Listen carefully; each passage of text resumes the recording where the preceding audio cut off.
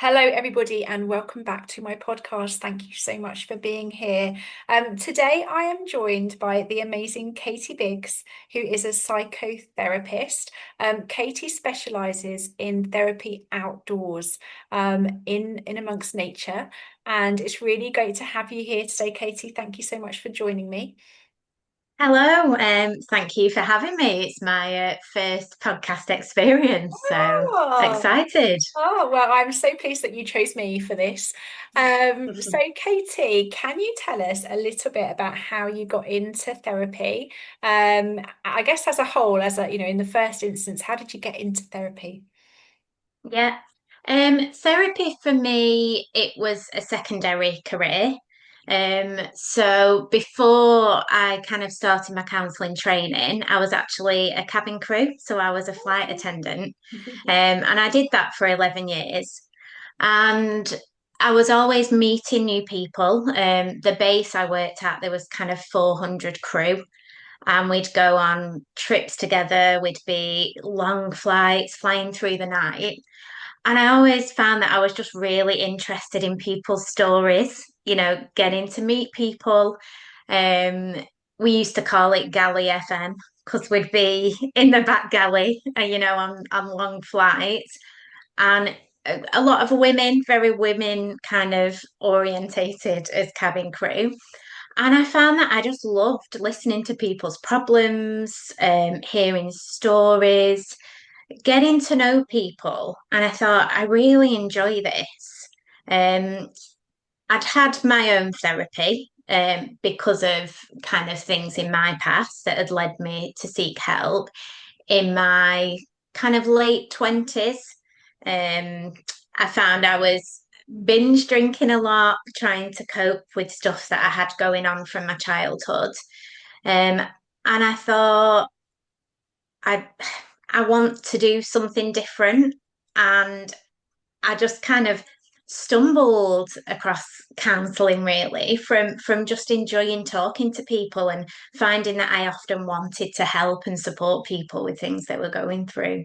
Yeah, absolutely. That makes perfect sense, doesn't it? And I think if I'm honest, I'm pretty much the same. I enjoyed helping people, and I think I realized at some point that people would come to me and they'd be, confiding in me a lot, and they really valued what I said. And I was like, oh, well, maybe this is I'm onto something here. I Yeah, enjoy yeah, it, So same with you. You enjoy it, and you found that you are able to help people. So yeah. you started. So you obviously studied and then started your business. And how did you then, what was the moment that you then went on to focus more on the outdoor setting? Yeah. It was a journey. It was a long journey. So I started walking a lot after the birth of my daughter. Um, I felt quite lonely, quite stressed, quite overwhelmed. And I found that just getting out and walking really helped with that. Um, I When I finished my counselling training, my daughter was only little, so I was walking and doing that, and I was still working as cabin crew at the time. So it was really full on. Um, but when I first qualified as a therapist, I started working for an organisation that worked in high schools. So I would go in and visit kids in schools and have like counselling sessions with them.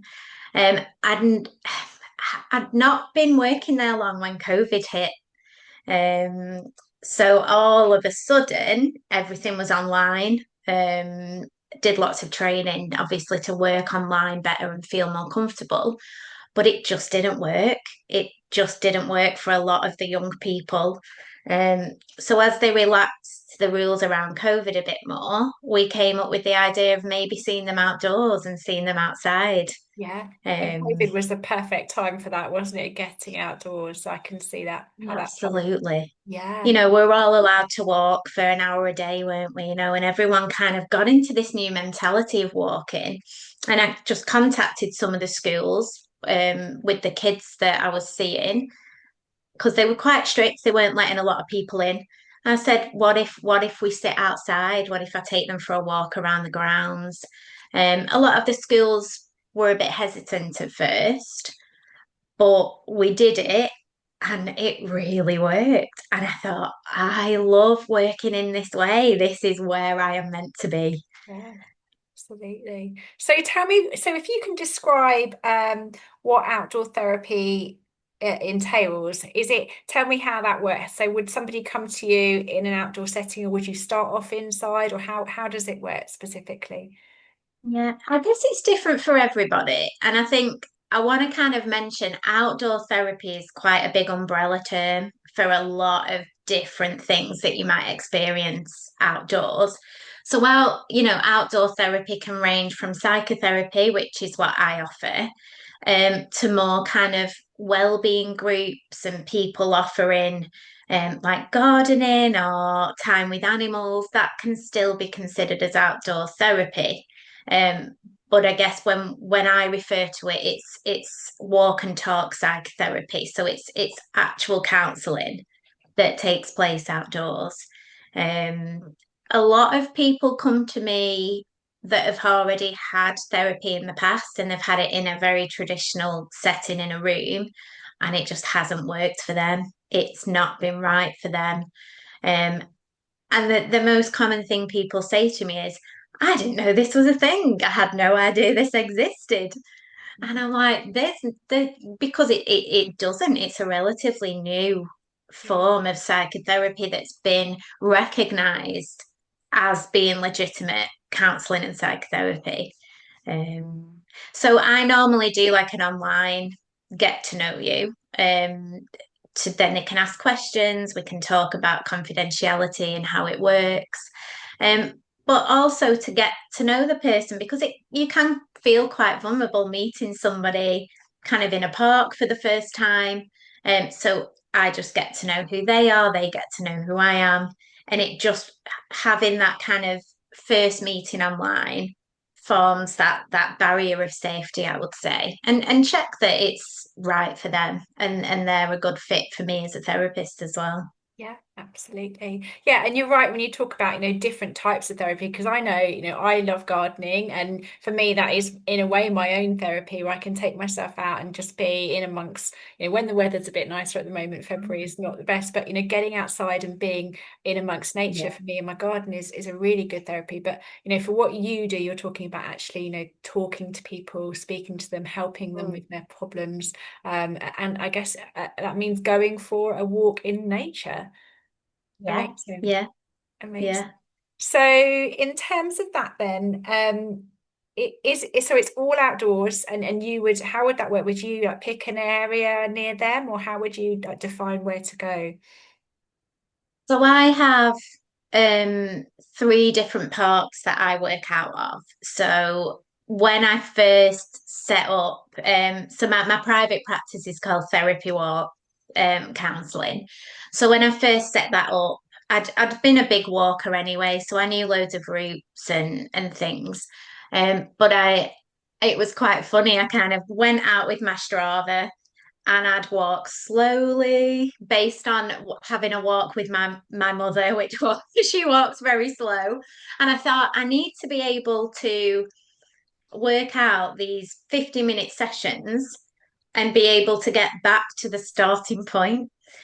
So I walked slowly, I took different routes, I walked kind of a light jog to see what it would be like being out of breath. So I risk assessed all the routes, made sure there was places to sit down along the way, shelter if we got really bad rain, but different routes for different abilities. Mhm. So I have three main parks that I work out of, and I know them all like the back of my hand. Yeah, So if you're a slow walker, we can take a route that it suits you better. If you're a fast walker, I've got longer routes. Some of them go by the canal, which is just beautiful, you amazing. know. So what would you say are the main benefits of being outside, well, as opposed to traditional therapy inside?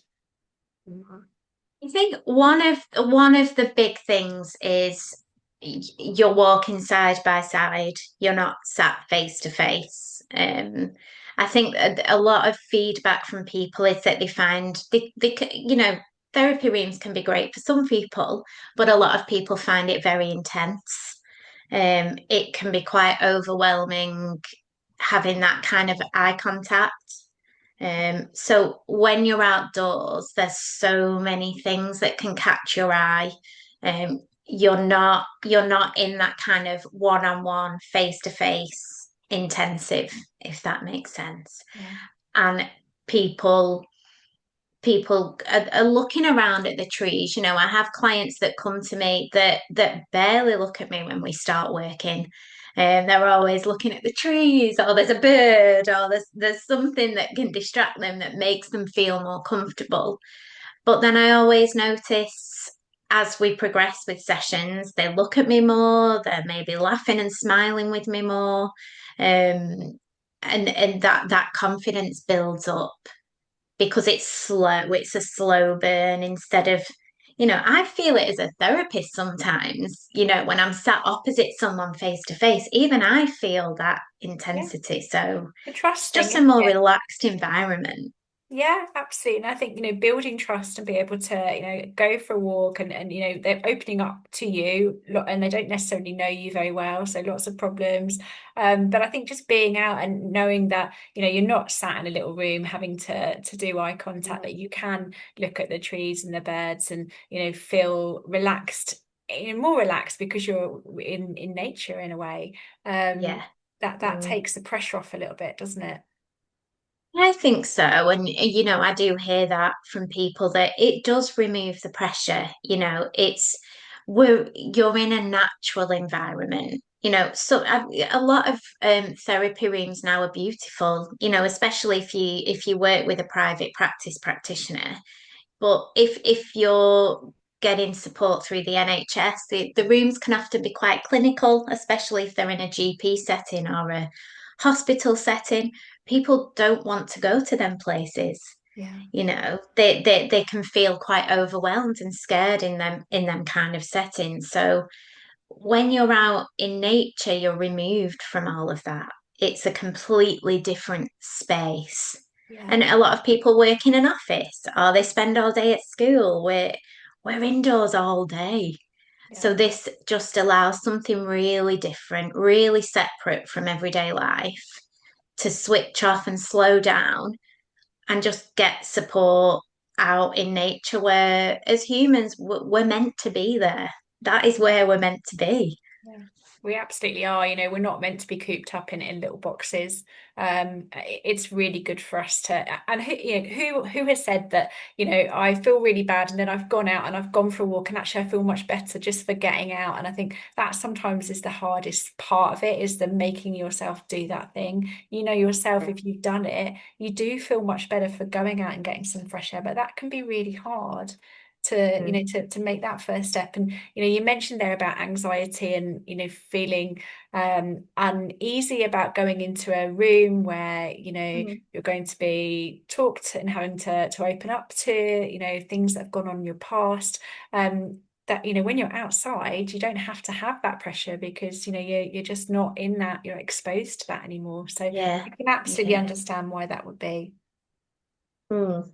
Yeah. So in terms of people's problems, as a psychotherapist, do you have things that crop up time and time again, or do you deal with lots of different varied things?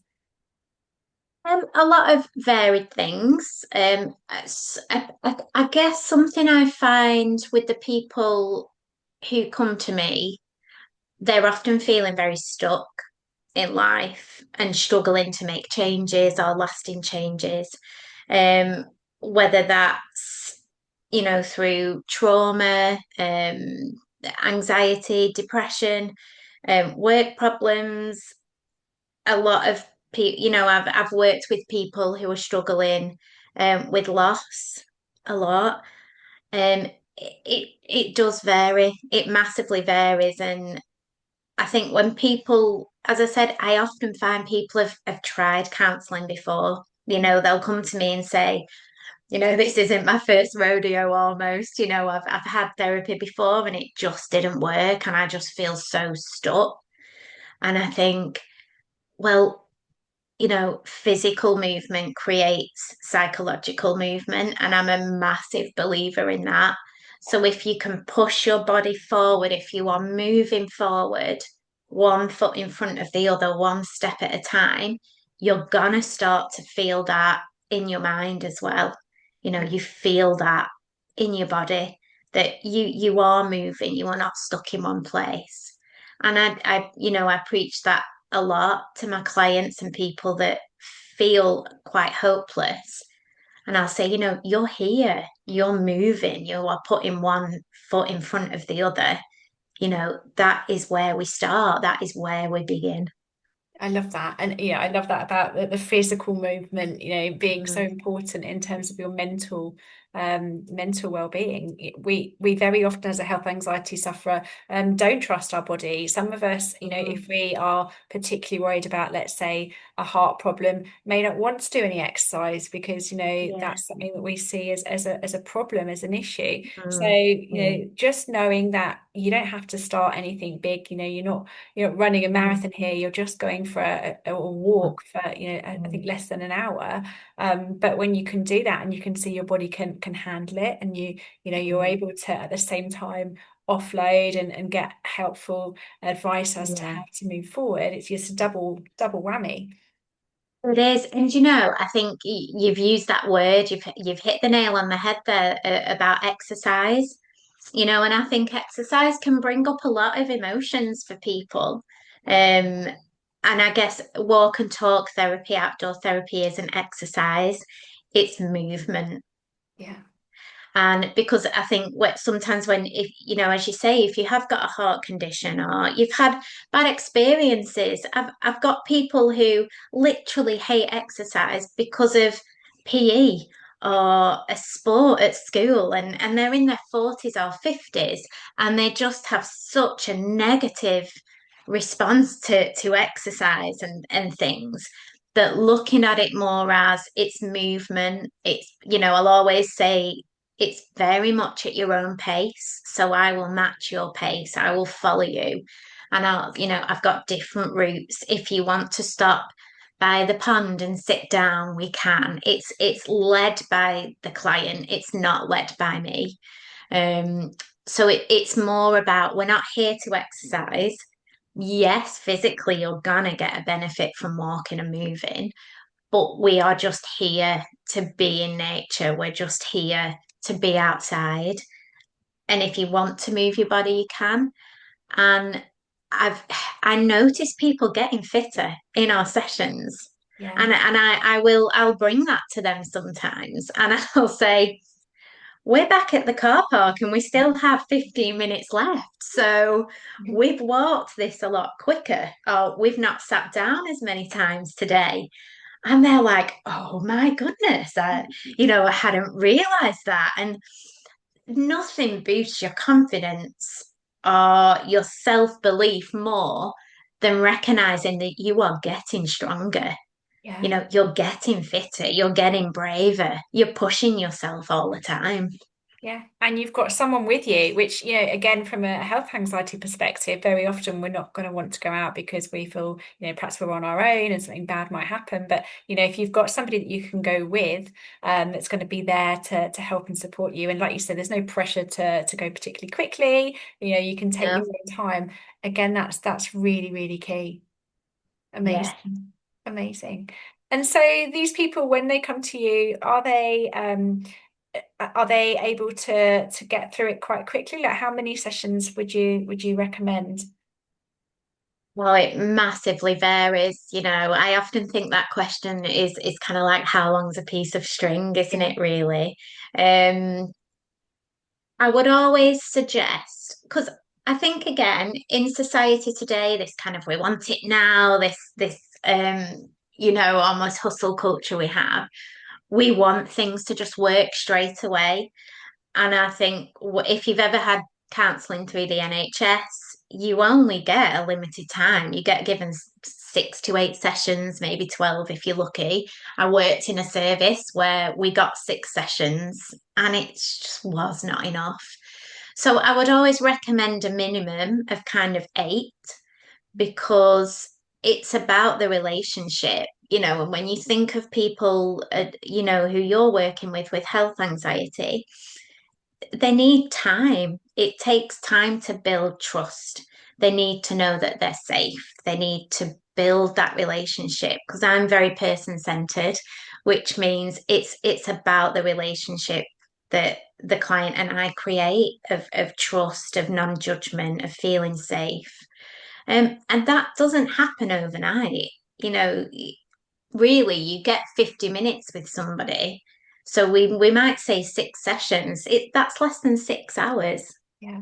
Yeah, it's a lot to To get through, isn't it? It's And especially if crazy, they've isn't had it? a lot of, past trauma and things that have happened in just six Yeah. hours, that's a lot to do. And yeah, from the work that I do, it is also about, continuing to, Mm, make sure that, you keep pushing yourself. And, when that therapy has finished, perhaps for yourself and the outdoor walking, that, you're still doing it. You don't just go back to your yeah, old ways. You still, you're using all the tools that you've got, but you yeah, also, push yourself to keep going with all that stuff because it is, as you yeah. say, extremely beneficial.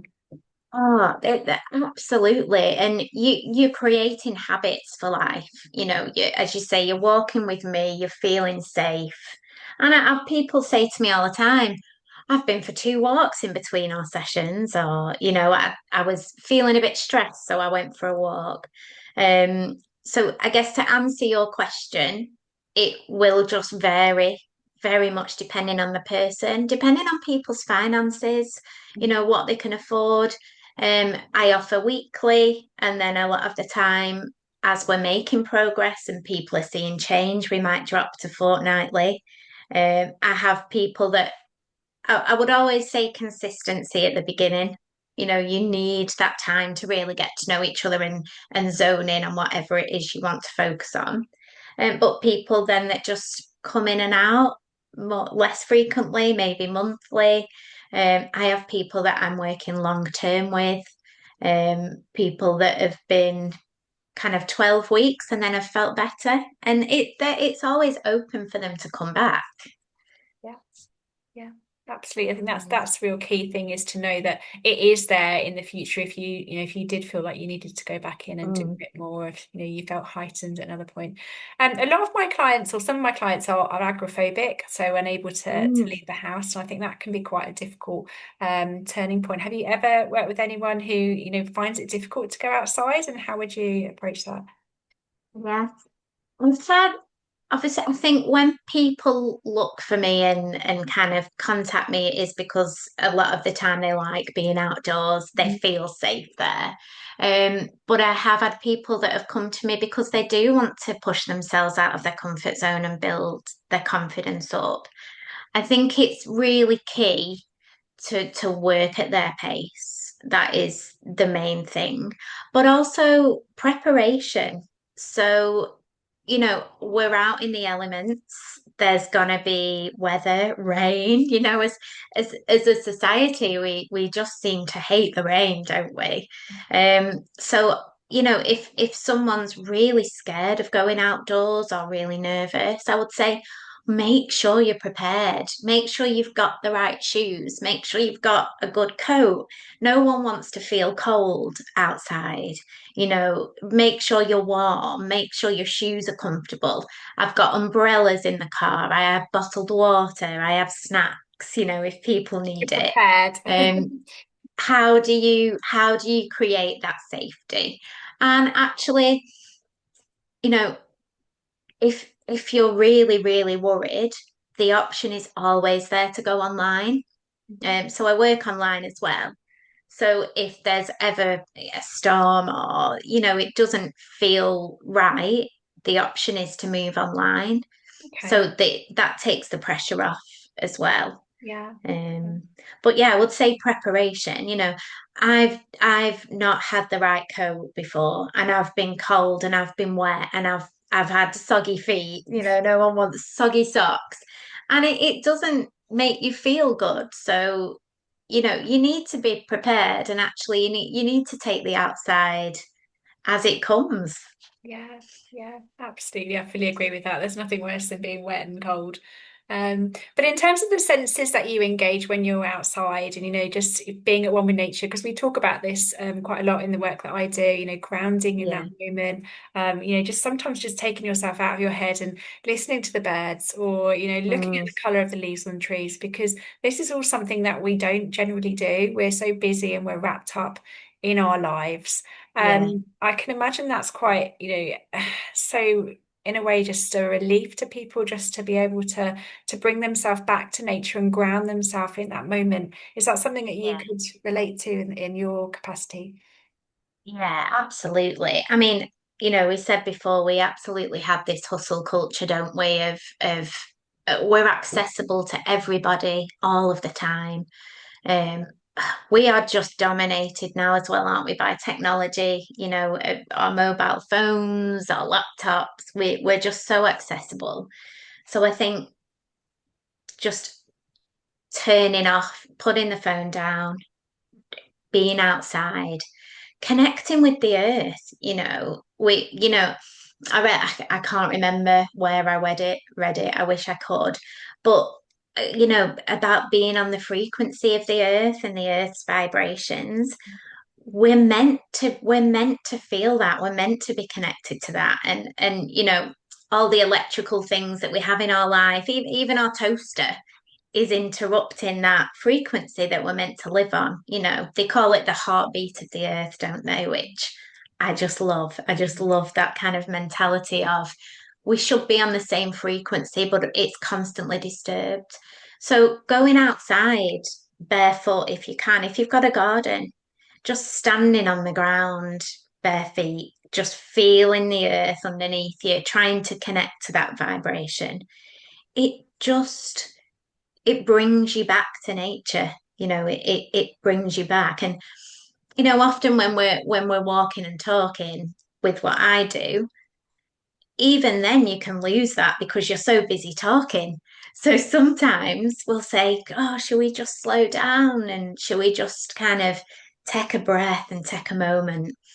And I notice people that are quite, I guess, heading towards burnout, let's say, that are busy, busy, busy all the time.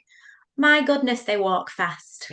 And I'm like, where do you need to be? Where are you going?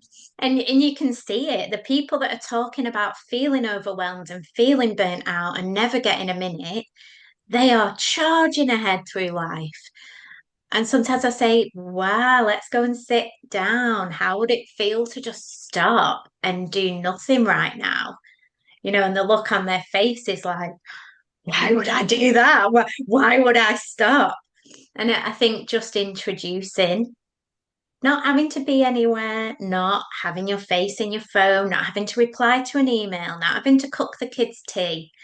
We're here right now in nature, and there is nothing that nature expects of us, Yeah, you know, I love no that. expectation at all. Yeah, I love it. And it's so true because we're all guilty of this. We're all guilty of living this crazy life where we run at it 100 miles an hour. And, some Mm, of us aren't stopping. And, some of us are rushing through so fast that we're actually forgetting to do our breath work. We don't breathe mm. properly. We're not noticing things. When was the last time you just looked up in the sky and, looked at the clouds or, saw a bird flying in the sky? Or when was the last time you took a moment to do that? And we're all guilty of Mm. this. We're running around like headless We chickens. are. And But we actually, have opportunity in life to do that all the time. So if you're on the school run or you're driving to work on your commute, nature is all around us. We're so busy thinking about something else, thinking about what we need to do when we get to work, or thinking about picking the kids up and getting tea sorted. And then, you know, David's got football and then Laura's at dance and it goes crazy. And we have these moments a lot of people do commute. I know a lot of us work from home now, so introducing a bit of mindfulness and a walk on your lunch break or if you can after work. But actually you can be mindful and ground on the commute, on the school run while you're going to driving for your shopping. You'll be driving past trees, you'll be driving past birds in the sky. and we forget to look. Yeah. Yeah. We just forget to look, and people say, I don't have time for all that, but you are in your car and you can't go anywhere. You're a captive in your car. So look out the windows. Yeah. When you're sat at a traffic light, don't be checking your phone or playing with the radio. Like, look out the window, Yeah. look at the trees, look at the birds, like, listen to the rain. We tend to only stop when we crash. We crash out after a long day, we sit on the sofa and we put the telly on or we doom scroll. That's not rest. That's not rest that is gonna help your well-being. You need to be noticing the world around you a bit more. 100%. I totally agree. I couldn't agree more. And this is a lot of what I teach is bringing yourself into the now, into the present moment, Mhm. as opposed to the thoughts in your mind. Because generally, from a health anxiety perspective, they are fear-based thoughts. So when you can Yeah. bring yourself into the now and go, okay, in this moment, I am safe. Look, there are birds out there. There's the trees. I'm driving past a river or a lake, whatever it is. Yeah. If you can do that and consistently do that numerous times a day, think of the relief. Think of how you're going to bring yourself back to this period in time that you're never going to Yeah. get again, but it's going to tell you that you're safe. It's really Mm. important that we do that, and yeah, absolutely couldn't agree more. It's about little habits, and we're all Yeah. creatures of habit, and like you said, running around from A to B, but just utilize that time, and we all get that time, like you say, in the car. Yeah. Just utilize it in a different way. How can I tell myself I'm safe? How can I, Yeah. bring myself back into this present moment right now? And maybe that is about your senses. Maybe it is about things that you can smell and taste and see and hear. All of that's going to Yeah. help you in the moment too. But yeah, I love that, Absolutely. Katie. Yeah. Yeah. I Yeah. love I that. mean, all these things are emotive, aren't they? All of our senses are at work when we're in nature. And it can be an amazing conversation starter, in summer, when they're out on the park and they're cutting the grass. I love the smell of freshly cut grass, but I know some people hate it. I think, people say it's one of them love or hate Oh, things. I love it. But Yeah. something as simple as smelling the grass, Mhm. say, oh no, I hate the smell of grass, and I'll say why, and then it'll take us back to a memory that they have as a child or something. And then you're in that naturally, whatever needs to come up comes up. And where you go from that conversation can lead anywhere. You know, I find a lot when I'm working with bereavement, robins, they're always in the park, and robins mean so much to people. And I say, oh, a robin's visit us. Who do you think that is? Who would you like that robin to be? And we talk about that. I had an amazing journey with a lady who she just couldn't talk about her grief. She found it so, so difficult. And honestly, without being outdoors, without this robin coming to see us on every session, I don't think she would have spoken the way she did about the person she'd lost. Wow. It just opened up the conversation, and it's natural. And I think that's what nature gives us. It gives us these little openings, Yeah. these beautiful moments when nothing's being pushed. It's natural. Nature has brought that. The universe has delivered that, if Yeah. that makes sense. I'm a big believer in the universe delivers what it needs to, but we've got to be open to see it. We've got to be looking at when these things are brought to us. I love that about the robin, and that's so true, isn't it? Whenever I see them, I feel the same, and it is so lovely to hear that. And she wouldn't have got that experience in an indoor setting. There wouldn't have been that No. opportunity. So again, another Mm. another huge win. If people Yeah. can't get out, and let's say for either because they're agoraphobic, or perhaps they're just Mm. not able to for physical reasons, could they bring some sort of nature into their houses? Things like window boxes and plants. Would Mm. that equally help them? Yeah, 100%. If just standing at a window, first of all, you know, everybody has a window in the house. Um, if you're too fearful to step outside or you can't get out for some reason, look out the window. Open the window if you can, if you feel able, let the fresh air in.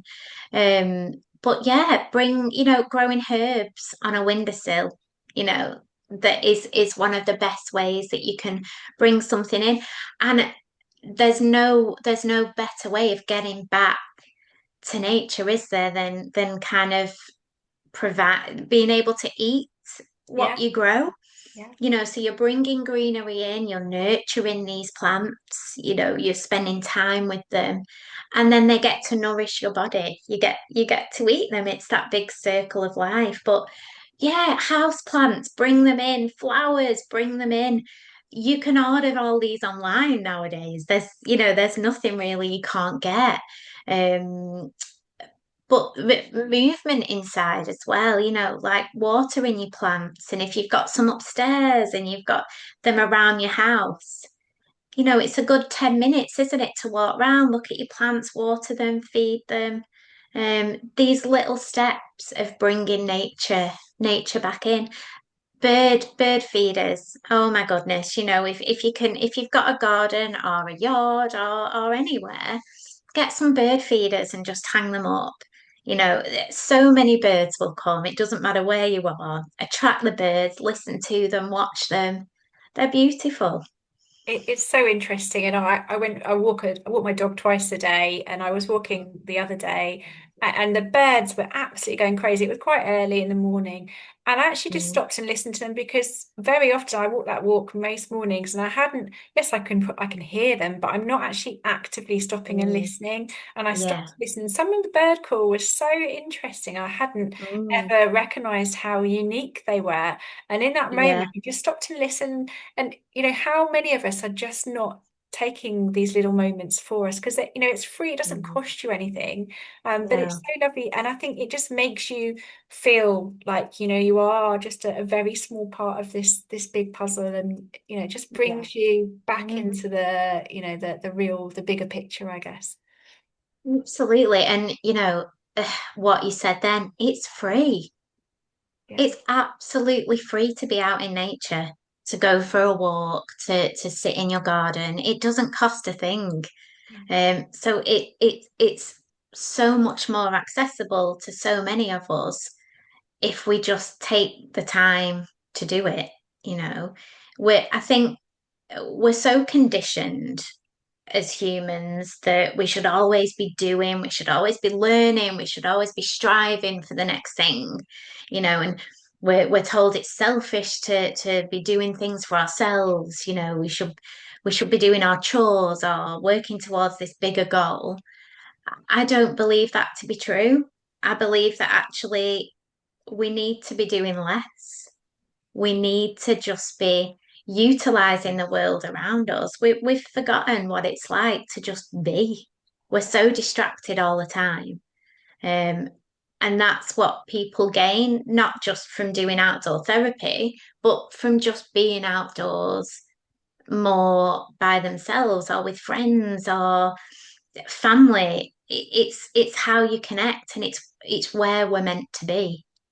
I completely agree. And, if you look back, let's say 20, 30 years ago, before we had, that device constantly in our pocket, we had a lot more time then to be aware of our surroundings and to, be more in the present moment because we didn't have that thing to fill that time. Whereas now, let's be Mm. honest, I did a thing last year with my clients where we all did a social media detox for Right. I think it was 2 weeks in the end.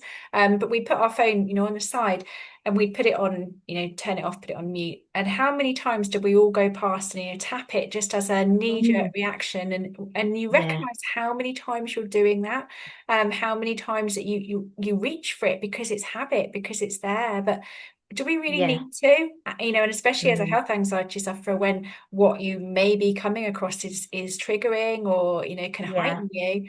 Do we need to do that? So maybe it's about swapping it Mm. to, in that moment when you get that desire to do something else, look out the window, like you say, open the Yeah. window, do something different that's Yeah. going to ground you in that now.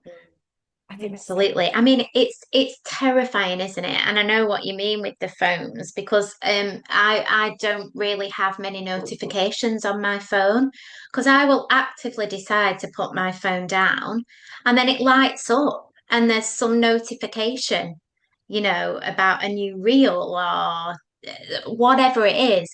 It's a 1 billion pound industry, isn't it, to draw you into being on your phone. They want you on your phone. They want you to scroll. And, I find it quite heartbreaking now as well that there's so many AI things of pictures of nature and wildlife, and they're not even real. Yet they're getting millions of likes on social media when actually go outside and see it for real. Yeah. See it for yourself, We've all got it you right know? out there. Even if you don't have a back garden, there's a park nearby. There'll be something, there'll Mm. be some outdoor space that you can get to. We're all very fortunate that we're able to access things like that. So whatever it is, get yourself there. I think as you've highlighted, Katie, it's so important for our mental and our physical being. Massively, massively, and that's it. I think again, I don't really want to destroy social media today, but that we live our life in comparison when we're on social media. And I'm guilty myself of seeing these hikers in these beautiful locations and these amazing places. And I think, "Oh, I don't have time for that. I can only walk around the block. I've only got this or that." And I did a post the other day and I took pictures literally walking around my block, a short walk to the post office. Mhm. And you don't need to travel very far. You don't need to go to these Insta beauty spots. It is on your doorstep. You will find beauty. Even new housing estates now have these man-made ponds, don't they? Yeah, yeah. They're making them a bit more natural and a bit more inviting. And even just walking through a housing estate, you're gonna see trees, you're gonna see people's gardens in bloom as we come into spring. It doesn't need to be this massive event. It literally can step out your front door and Yeah. if you can't leave, stand at your front door, take deep breaths. Just look up as you say, look around you. There will be things if you notice them Yeah. that they are there for you. It's amazing and it's so true. And like you rightly said, it's free, it's there for the taking. It's just building that habit instead of going for that knee-jerk response to, check your phone or rush around at a million miles an hour. Just Yeah. bring yourself back to, okay, we don't need to always behave that way. There are Mm. other things that we can do, which, are going to help us feel better in the long run. Yeah, yeah. Thank you, Katie. So, Katie, where can people find you? Where could they, are you on social media? How can they get in touch? Yeah, so I'm on social media. So my handle on Instagram is at Katie Outdoor Therapist. So I post loads of stuff there, outdoor based, but also just therapy based because I am a psychotherapist. So I try to be as human as possible on there, try and show life as it is. I am a big outdoorsy person. I am a big walker. So I'm often posting things about that. But I want it to be relatable. Nature is for everybody. If you want to work with me, I do have a website. So it's www.therapywalks. So you can have a look at all the locations, a little bit more about me, about how I work. So obviously I live in Lancashire in Preston. I'm a northerner, Mhm. um, as I'm sure you can tell from my accent.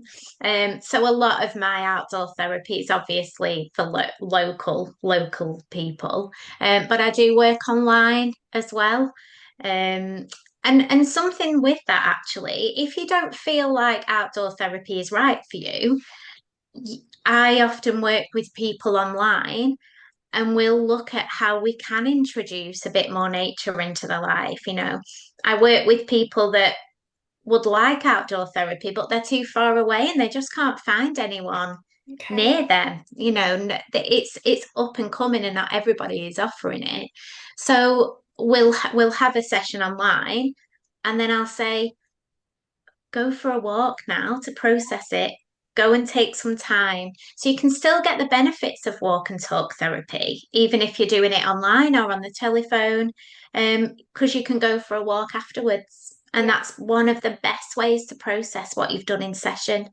Yeah, Um, absolutely. I 100% agree. And, I enjoy running, and that's a good way for me to really process and work out, my worries, my concerns, what I need to do. It's a really good way just to, get your own headspace. But yeah, equally walking Completely. would do that as well. Yeah. Amazing. Thank you Yeah. so much, Katie. It's been really, really interesting. It's such a nice, refreshing, different perspective. So I've really enjoyed Mm. talking about it. So thank you so much for your time. Yes, thank you for having me. I've enjoyed it. I yeah, got through my first podcast, so thank you. Well done for surviving. Thank you so Thanks. much.